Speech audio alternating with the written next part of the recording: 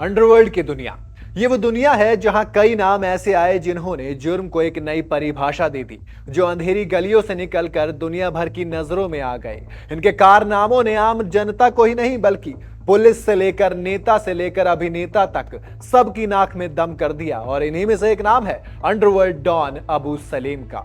कहते हैं कि आज भी अबू सलीम के नाम से बॉलीवुड कांप जाता है, लेकिन इस गैंगस्टर के खौफ का अंत सितंबर की तारीख 18 को हो गया। दरअसल गैंगस्टर अबू सलीम 18 सितंबर को गिरफ्तार कर लिया गया, लेकिन अबू सलीम की कुंडली आज हम आपको बताने वाले हैं।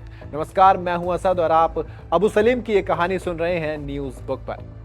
अंडरवर्ल्ड डॉन अबू सलीम का जन्म साल 1960 में यूपी के आजमगढ़ जिले में सराय मीर नाम के गांव में हुआ था। हालांकि उसके जन्म की तारीख को लेकर सीबीआई और पुलिस वाले यानी कि मुंबई पुलिस के बीच काफी मतभेद है। माने दोनों अलग अलग तारीख होने का दावा करते हैं। अबू सलीम का पूरा नाम अबू सलीम अब्दुल कयूम अंसारी है। अबू के पिता एक जाने माने वकील थे, लेकिन एक सड़क हादसे में उनका निधन हो गया और अबू सलीम का परिवार वहां से टूट गया।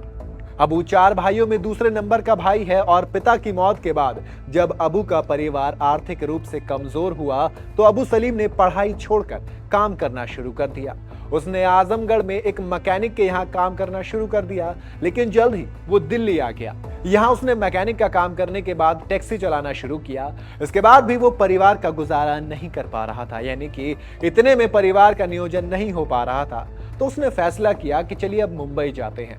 वहां जाकर वो टैक्सी चलाने लगा। यहां तक सब कुछ सही चल रहा था, लेकिन मुंबई में कुछ महीनों के बाद अबू की मुलाकात होती है अंडरवर्ल्ड डॉन दाऊद इब्राहिम के लोगों से। पहले मामला दुआ सलाम तक रहा, लेकिन जल्द ही उसने डी कंपनी के लिए काम करना शुरू कर दिया।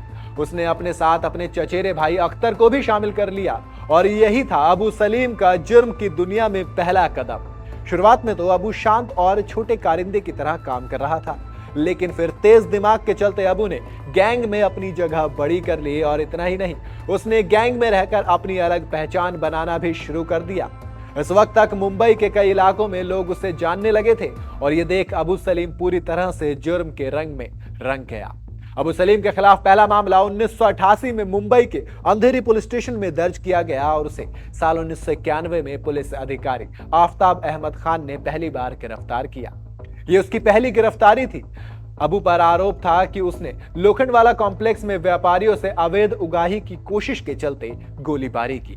तब पहली बार पुलिस के क्रिमिनल फाइल में अबू सलीम की तस्वीर आई थी, लेकिन वो दाऊद के गैंग में अपनी खास जगह अब तक बना चुका था।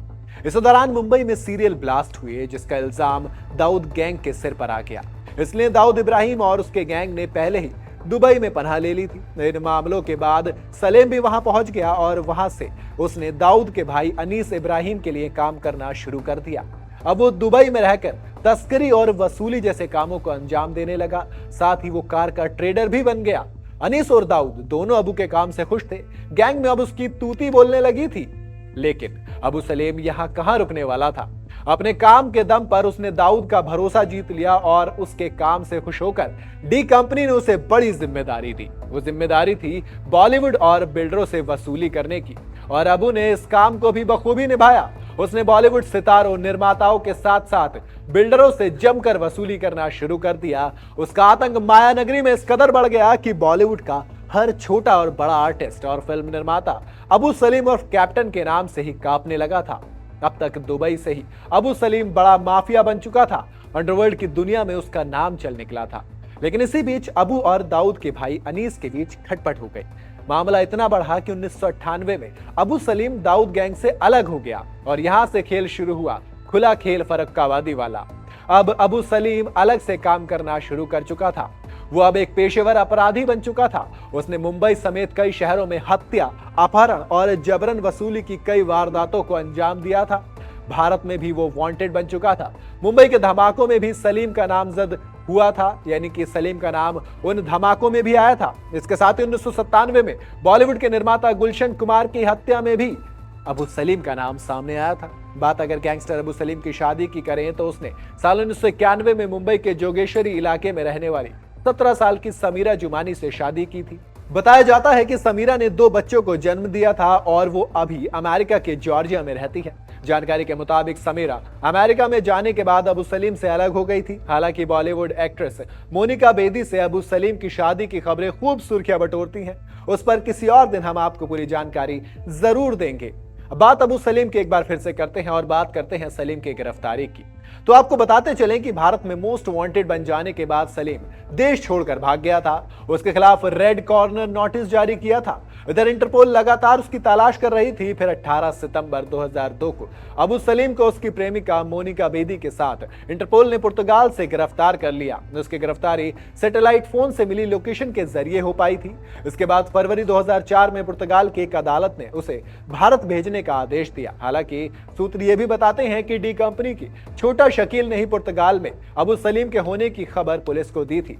भारत आने के बाद मुंबई में 12 मार्च 1993 को हुए सिलसिलेवार बम धमाकों के मामले में अबू सलीम की भूमिका के लिए मार्च 2006 को विशेष टाडा अदालत ने उसके और उसके सहयोगी रियाज सिद्दीकी के खिलाफ 8 आरोप पत्र दायर किए थे। उस पर हथियार बांटने का आरोप भी लगाया गया था। तभी से अबू सलीम को कड़ी सुरक्षा के बीच मुंबई की आर्थर रोड जेल में रखा गया है। आपको हम ये भी बता दें कि अबू सलीम अरबों की संपत्ति का मालिक है। मुंबई की जेल में बंद अबू सलीम एक अरबपति माफिया डॉन अभी भी कहलाता है। सीबीआई और पुलिस रिकॉर्ड के मुताबिक उसकी कुल संपत्ति 4000 करोड़ रुपए है, जिसमें से 1000 करोड़ रुपए कैश और संपत्ति दोनों पत्नियों समीरा जुमानी और मोनिका बेदी के बीच बराबर बटी है। सीबीआई के मुताबिक उसका सालाना लेन देन करीब 200 करोड़ रुपए का था। आपको बताएं तो गैंगस्टर अबू सलीम ने पिछले साल सुप्रीम कोर्ट में एक याचिका दाखिल की थी, जिस पर केंद्र ने जवाब दाखिल किया था। केंद्र गृह सचिव ने सुप्रीम कोर्ट में बताया था कि सरकार तत्कालीन उप प्रधानमंत्री लालकृष्ण आडवाणी द्वारा पुर्तगाल सरकार को दिए गए आश्वासन से बाध्य है कि गैंगस्टर अबू सलीम को दी गई अधिकतम सजा 25 साल से ज्यादा नहीं होगी। इसलिए माना जा रहा है कि अब अबू सलीम 10 नवंबर 2030 को रिहा हो जाएगा। लेकिन आपको हमारे द्वारा दी गई जानकारी कैसे लगी, हमें कमेंट में जरूर बताइएगा। आपके लिए इस खबर को लिखा था अभिनव ने, एडिट किया है दिलशाद ने, प्रोडक्शन किया है शुभम ने और पढ़ा है मैंने यानी असद ने।